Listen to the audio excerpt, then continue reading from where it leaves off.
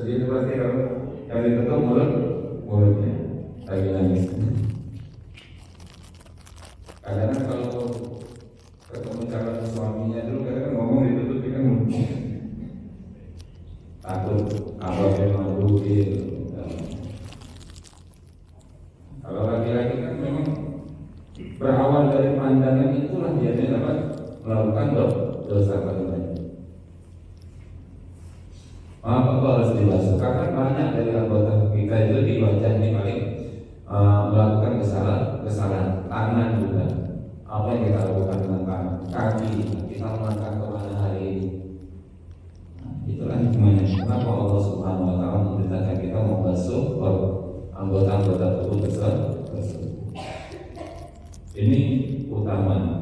La budda ma'ahad al-fadli ayyahsula an-nadam ala fi'lil ma'siyah wa abdul azam ala adamil audah ilaiha. Jadi ketika Anda berwudu itu diusahakan kalau ingin mendapatkan fadilah ini diampuni ya, kalau dikumpulkan dosa-dosa kita semuanya. Alfa kita berwudu itu dengan rasa bahwasanya kita ini memiliki banyak dosa dan menyesal dengan dosa-dosa kita itu. Wudu itu harus dihayati. Jangan hanya sekedar cepok.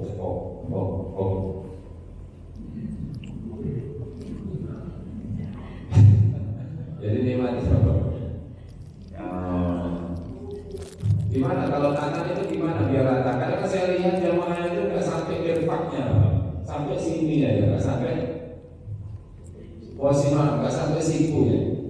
Makanya posisi ngambil air itu yang benar itu sebenarnya gini terus dituangkan gini loh, biar dia terus sampai sini. Dia orang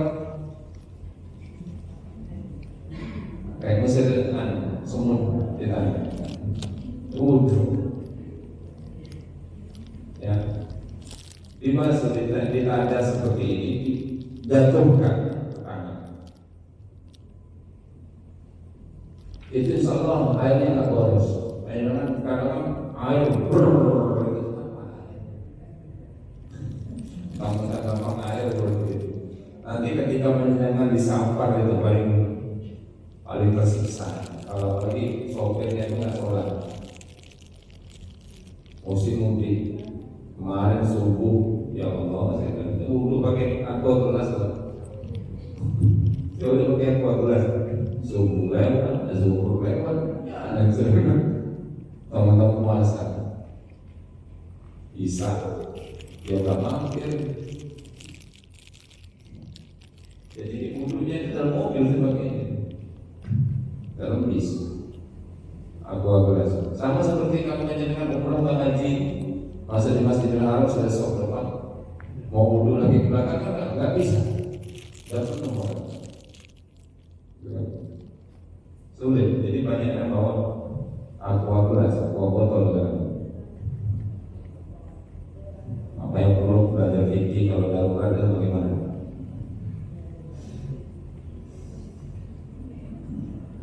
Maka ketika kita berwudu juga harus dihayati bahwasanya kita memiliki dosa. Mudah-mudahan yang wudu kita ini diampuni atau dibersihkan, disucikan dari dosa-dosa kita yang kecil tersebut. Wa yufhamu min al-hadits usulun fa'idatain min al-wudu. Dan kita dapat memahami dari hadis ini ada dua faedah. Yang pertama, taharatul jism, membersihkan badan, minal adron, dari penyakit atau dari kotoran-kotoran, wa taharatul nafs minal hasan, dan membersihkan, mensucikan jiwa daripada dosa-dosa. Jadi ada dua faedah di dalam hidup ini. Pertama kali kita dapat membersihkan kotoran yang menempel secara zahir, dan membersihkan kotoran di dalam diri kita berupa dosa itu secara batin. Ketika kita itu wudu, usahakanlah wudu itu kita hayati, dijiwai,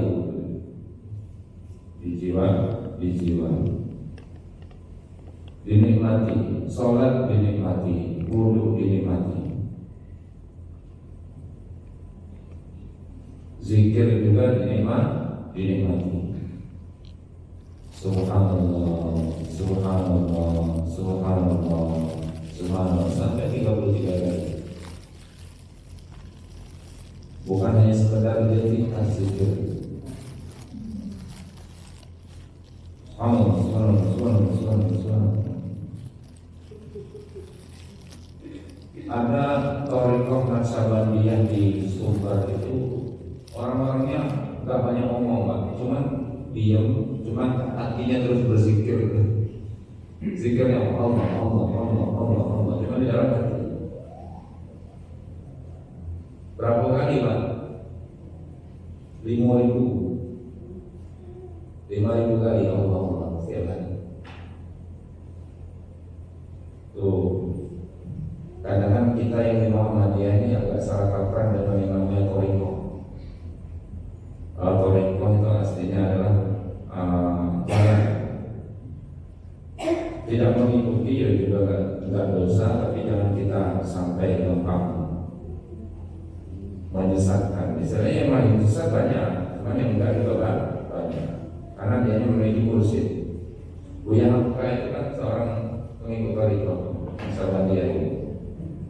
Kalau kita baca cara-caranya mempraktikkan tafsir dan sebagainya, jiwanya seperti itu. Makanya beliau itu adalah bentuk manifestasi daripada sufi modern. Sekarang kita mendengar kata sufi itu tergambar orang kajian pakai joget-joget dan sebagainya, kayak gitu Pak. Itu sufi-sufi palsu. Sufi-sufi asli itu ya betul-betul ada. Maka di dalam tahun 700-an itu Imam Ibnu Taimiyah mengubah istilah tasawuf itu menjadi tazkiyatun nafs, mensucikan jiwa. Karena aslinya ajaran tasawuf itu adalah tentang sabar, tentang ikhlas, tentang ihsan, tentang ini dan sebagainya. Dan tasawufnya Muhammadiyah itu tasawuf ihsani, tasawuf praktek, enggak teori, langsung praktek. Praktek bagaimana berdakwah dengan ihsan, mendirikan sekolah, mendirikan rumah sakit, mendirikan ini, itu tasawuf semuanya. Beribadah dengan ihsan, kesejahteraan, perbuatan baik. Tasawuf praktek, bukan tentang bisa terbang di atas awan, berjalan di atas banyu dan lain sebagainya. Itu kakek nonton film Polsar Alengganu. Gak tahu ada laku di Indonesia kalau film-film ini.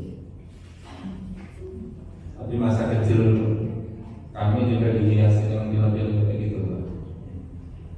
Jadi nama punya berapa Mas? Saya Dia 43. Dia bisa bola tasik 29 10 tahun yang lalu. Sekarang main masuk 39. Biasanya umur nanti 39.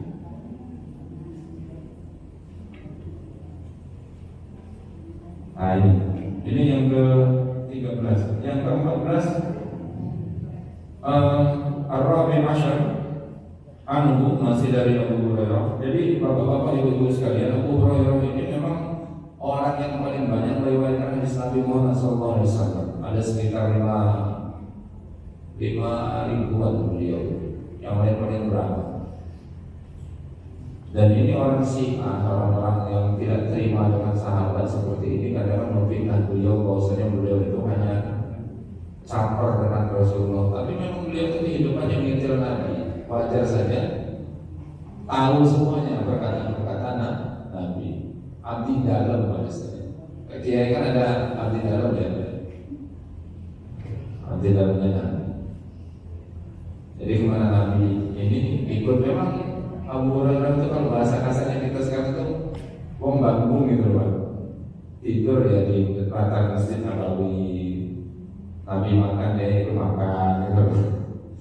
Jadi ada buku yang sangat menghina beliau itu. Abu Hurairah sang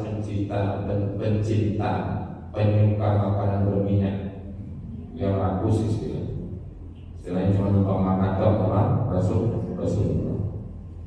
Rasulullah nanti nggak risih. Aku kan menilai orientalis terisi.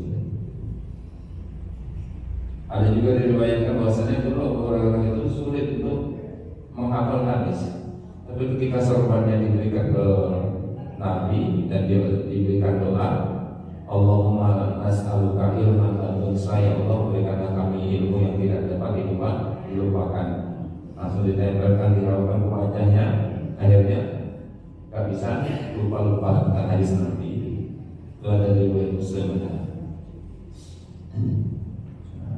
Ini tentang kesempurnaan wudhu.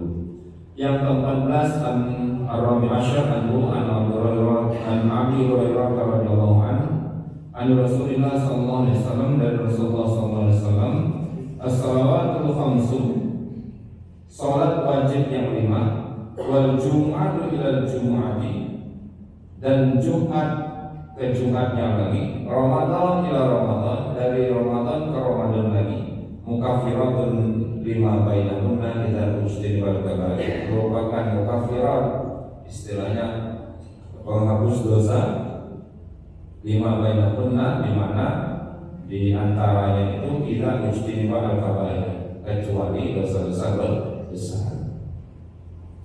Kemarin waktu Ramadan kita ngaji maqasidus shaum itu juga di Imam Izzuddin bin Abi Salam mengutip tentang hadis ini. Salawatul khamsu itu adalah al-mafruḍah fil yaum wa lailah, yang diwajibkan dari subuh sampai di isya. Salatul Jumat itu yang kita pahami, Ramadan itu artinya saum Ramadan apabila dia yang dapat menjalankan puasa dan sempurna di bulan Ramadan. Mukaffirat itu mahyat, menghapus dosa atau menghapus kesalahan-kesalahan. Sedangkan al-kabair di dalam hadis ini digambarkan adzunub alladzi warada al-wa'id bil iqam syadid ala fi'liha, merupakan dosa-dosa yang mana dosa tersebut memiliki ancaman untuk disiksa dengan keras atas pelakunya. Kazina, seperti perzinahan, wasyurbul khamar, dan meminum minuman keras. Minuman keras itu kan bukan minum semen, minum beton, itu tidak, istilahnya minum yang memabukkan, dari yang paling murah sampai yang paling mahal. Ada minuman itu sampai satu botolnya sampai berapa juta? 23 juta. Ada kemarin sedang viral minum wine apa dari Rusia itu whisky, vodka. Kalau Indonesia ini dari Jawa macam-macam. Saya dulu punya waktu masih dagang dulu, kami punya gudang di depan di Panjang atau Jalan Batu Yunus gitu. Jalan Batu Yunus itu kan sebelahnya itu ada lembu hijau lama. Sampingnya itu dulu gudang kami. Jadi di depan itu kan banyak orang-orang buat ya bandar macam-macamnya orang. Ini kalau pagi itu bau ini semua. Saya tanyain, Pak apa aja Pak baunya? Oh macam renang di wonten autan loh. Diminum. Ya Allah. Pantesan kok banyak orang mati gara-gara minum kayak gitu. Hancur lambungnya. Autan, nyamuk saja mati. Apalagi manusia. Ya. Itu sampai yang paling mahal. Itu kelas-kelas pinggir jalan. Nanti kelas toko-toko biasa itu nanti apa kuntul ya Pak ya? Yang botolnya buat ada bensin itu. Itu kan minuman keras kan? Ada nanti kelas-kelas Amer, anggur merah, anggur hitam. Kemarin waktu mudik itu sampai dibagikan di posko-posko mudik. gila, dibakar, jamu katanya, dalilnya aja jamu, dicampur untuk minuman pemudi. Perusahaan putih, orang tua, otak itu, kayak hati-hati, minum itu